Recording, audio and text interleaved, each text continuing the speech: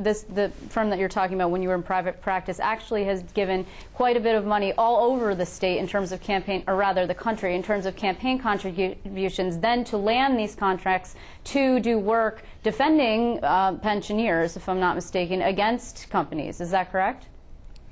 Well, I've been a very, very prolific contributor to Democratic causes for years, I think, and I'm happy to share with you the record, the many, many, many Democrats that I have supported in the role to get the Senate to 60 seats, for example. When I came across that rare state or federal officer who, before the meltdown, had the courage to say corporate misconduct is bad and they must be held to account, did I support that person? Damn right I did. So yes, I've contributed, but I've contributed across a broad spectrum, and 95% of that is probably to federal officials who have no say at all in my firm being hired for any job.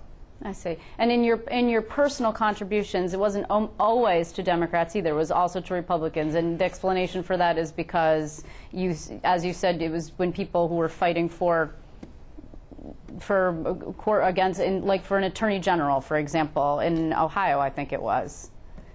Well, I've been very, very active in Ohio. You know, for example, in 2008, my wife and I assisted the Ohio Democratic Party in putting up billboards in southern Ohio that took John McCain to task for his failing to vote in favor of the new GI Bill, an issue that's very personal to me as a Navy veteran. But I certainly represented a Republican Attorney General in a case out there, and I came away understanding that he believed in investor rights. So did I support that particular Republican? Sure. But if you look at the record, 99.9% of my contributions are to Democrats I supported.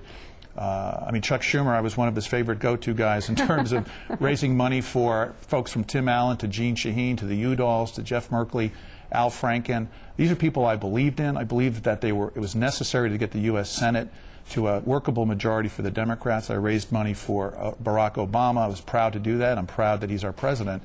I think if you look at the whole record, there's no question about the fact that the vast majority of my contributions went to help good Democrats do good things. Let me just ask one one final question. In terms of the office and also the campaign strategy, I mean, this office has been really raised to a different level under Eliot Spitzer and his Wall Street crusade, if you will, in cleaning up Wall Street. And then subsequently, Andrew Cuomo took it slightly different with his first student loans, and then subsequently now public corruption cases, and he's been pushing for pension fund reform also. I mean, do you see the office as what direction you would take it in, A, because there are some people previously who've just seen it as sort of a focus on the criminal prosecution aspect of it, but also Sure. in order to win, you have to get through a primary first, and that generally brings out people who are quite liberal.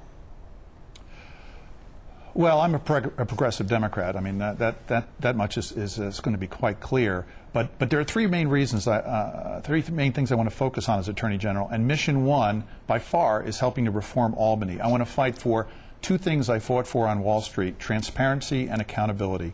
We have a lot of problems in New York. I don't think we can begin to solve them until the machinery of government begins to work better on behalf of New Yorkers. And that's really the principal reason I'm running. And I have some specific ideas that we will be rolling out in the coming weeks. And second main focus is going to be on Wall Street, because the New York Attorney General is relevant to patrolling Wall Street. I know what I'm doing there, and I'll keep doing that. And just on that point, there are two key focuses that I will bring to that job. I will hold people who do bad things on Wall Street personally accountable. It just won't be their company that pays. I believe it's a better deterrent if the person who's thinking about doing something wrong on Wall Street knows that the AG is going to come after him personally. That's one thing. The second is the gatekeepers like the credit rating agencies and the audit firms, the people who put the good housekeeping stamp of approval on transactions. I want to hold them accountable. The third main theme is to work on behalf of working families like the one I grew up in. My dad was out of work quite a bit. He's a union carpenter. I'm the son of immigrants. I know what it feels like, and I've seen it upstate, where people are wondering where the next paycheck is coming. And we need to focus on, I want to be their lawyer against the companies that prey on the vulnerable, the elderly, and those day-to-day issues. By the way, I think Andrew Cuomo's done a great job on that and other things. I think he's a hard act to follow. I'm the best qualified to follow him. Well, we will see how you fare in the straw poll. That's coming up next weekend, and how that shakes out. And then actually going on into the convention. You are going to the convention, correct? You're not going to just seek to petition your way onto the ballot? The original plan was to go petition because when I started this, I didn't know any committee members or any county chairs. I've gotten to know them. They've gotten to know me. I've gotten a lot of encouragement about going to the convention. I'm going to the convention. If I fall short of the 25%, it wouldn't be a shock.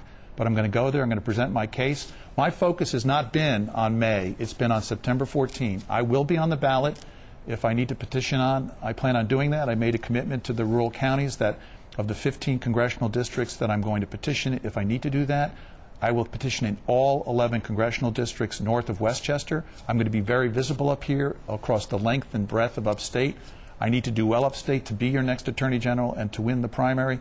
And I'm going to be very, very visible. And again, the ad that started tonight is proof positive that when Sean Coffey says something and makes a commitment, he follows through on it. And I'll do that as the next Attorney General of New York. Okay, well, we will see. And I appreciate your time. Sean Coffey, thanks very much for coming on. Sean Coffey, he's one of the Democratic Attorney General contenders. Thank you, Liz. Thank you, Sean.